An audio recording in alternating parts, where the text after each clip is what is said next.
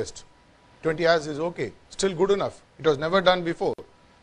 We have never seen people sitting here for so long and listening to topic after topic, speaker after speaker, reeling of information which would take years of studies if you had to do it on your own.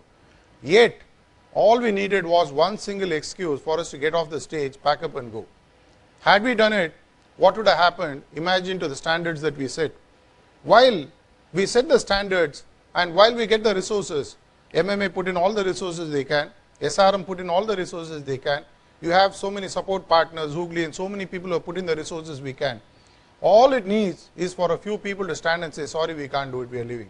It's not possible for us to complete. Extremely easy for us to give up.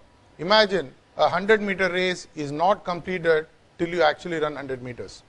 If Bolt decides to start and at the end of 80 meters says, I'm sorry, my legs are giving up, next 20 meters I will stop. What would happen? You won't have the 9.58 seconds world record that you have against his name. The same is true for any other thing. Imagine when SRM University was started, 5 years through, when the initial tutorial college was started in Westmamblam. When I had met your chairman many years back in 87, 88, it was still a very small unit. Had he given up his vision, at that time I had met him 2-3 times, he had exchanged his vision about what he wants to do. In fact, SRM today is much larger than what he spoke about those days. At any point of time, the challenges that you face, the obstacles that you face, if you just give in, what is likely to happen? SRM wouldn't be what it is today. As your Vice Chancellor in his inaugural session was saying yesterday, it is the #1 university brand in the world today. People want to come and join you. It is because someone created a standard, someone started putting the resources, and someone did not give up. And there are certain standards, you don't give up. It's a lifetime standard. For example, as simple as being a good student. It means turning up to the class every day. The standards have been set, you want to get 90%. The resources are available, the teachers are there, the materials are on hand, the knowledge on the internet is available, there are enough people to help you out. Still, never giving up. The never say die attitude of the student makes a big difference. If I decide to give up, hence, in this equilateral triangle which makes passion a completed process, the third leg, in fact, is the most important because the first two can be taught. The third one has to be caught. That's why they say attitudes are never taught. It is something which is caught. NSD is not something. You will find the famous example in the recent T20 match. Dhoni said after the interview, after the match, the post-match interview, he said 99 out of 100 times scoring 6 runs of 3 balls, we would have done it. On that day, they did not do. What happened? We still have a 0-4 record against New Zealand in T20s. Standards apart, being the world champion apart, having been the former test country apart, yet we haven't won one single T20 match against New Zealand. We have to do a lot if you have to go and win this T20 in, say, Sri Lanka. Let's now look at going back to this basic definition. As I said, the whole thing starts with high standards. And then you go on and find the resources that you need, which lets you ensure that you give the 100%, which lets you take towards the goal. And then you have the NSD, which is nothing but never say die. One of the questions I ask all the participants when you actually go about setting the standards. Many of us set standards based on the resources that we have. Before actually starting a venture, as CEO of a company, just give me some water. Just give me this water. Thanks.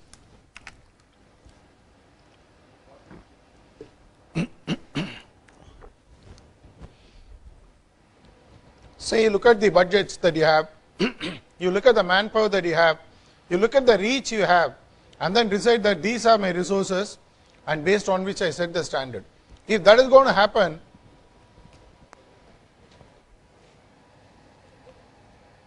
you will be starting from the rightmost bottom of the pyramid. What is likely to happen is that once you set the standards, if you start going after the resources, it's possible to get. But once you fix your standards based on the resources that you have, in all likelihood, the triangle is likely to be much lesser than what actually you can achieve in life. For example, we are doing this event which is going to culminate in another 4 hours time from now. When we had this idea initially of this conclave, instead of working from high standards, had we looked at the resources that we had, initially we had no resources. The budgets were huge, we didn't have place, we didn't have knowledge partners, we didn't have enough faculties, we didn't have people ready to come and do 24 hours, we didn't have many of the things that are in place today. For example, we were not yet ready with an online webcast facility. Many of the things that you see here today in action did not rather find place in our initial resource list. With the initial resource list, had we gone ahead and done this program, all we could have managed was to hire a small place, have 3 days of 8-hour sessions and still do 24 hours. Like the famous joke, somebody went to a pharmacy and it was written 24-hour shop. He wanted to buy some medicines.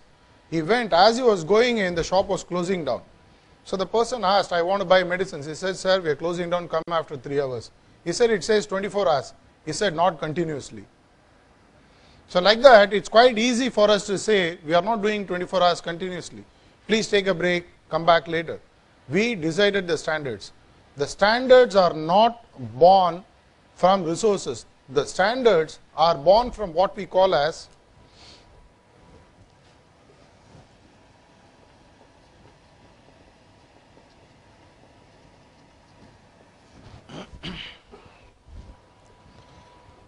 the possibilities is what gives rise to standards. When you look at the life, the possibilities are enormous. Yesterday, when I was speaking, when Happiness Murli was speaking, when so many speakers were giving you inputs, they all kept on saying one thing: the universe is abundant. You can tap in and get whatever you want from the universe as long as you know what to ask. The universe does not know how to say no. It can only say yes, provided I ask. For example, I go and meet a person who is into he's sort of, let us say, there is a philanthropist. He has hundreds of crores, and for a given cause, he is ready to give any kind of amount that I would want. I go there, and after giving all the plans and everything, he says, what do you want? How much do you want? I say, just give me about 50,000 rupees. For example, he is willing to give me about 500 crores. It depends on the possibilities that we actually want to bring to the table.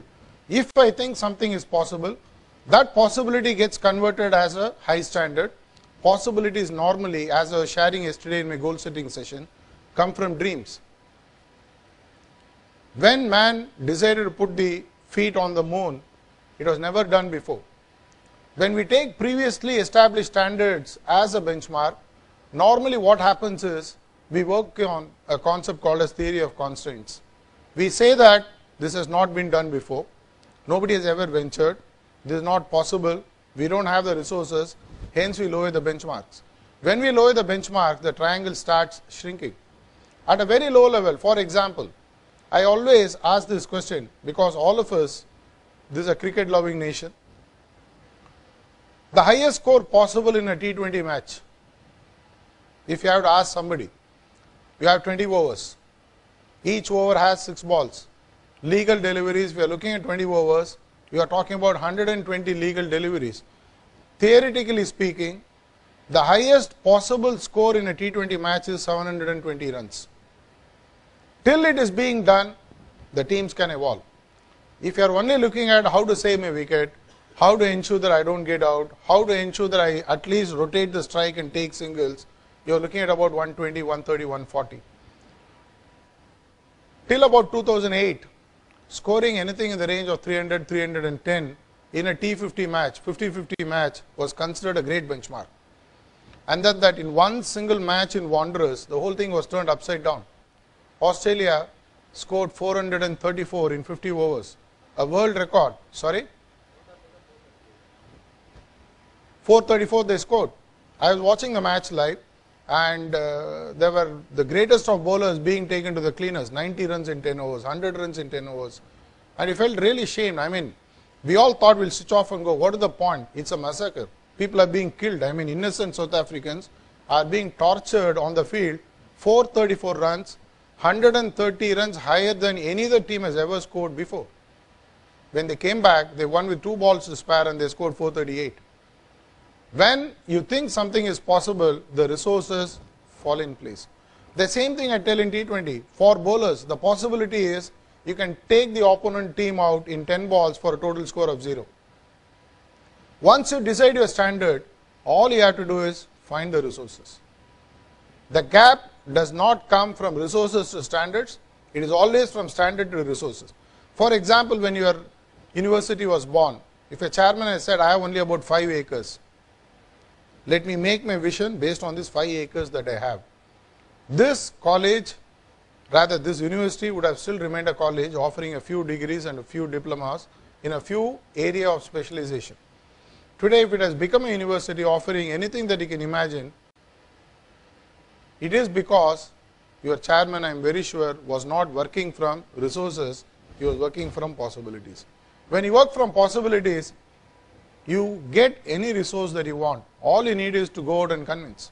Whenever we meet a lot of budding entrepreneurs, whenever we meet CEOs who want to take their organization from 1x to 5x to 10x, the first thing they come and say is that I don't think we can do because no VC is interested in us.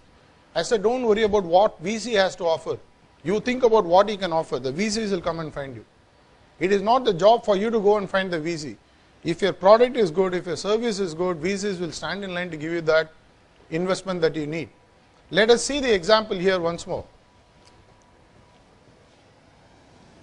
When you set the possibilities, automatically what you are doing is you are raising the bar. When you raise the bar, to get this standard met,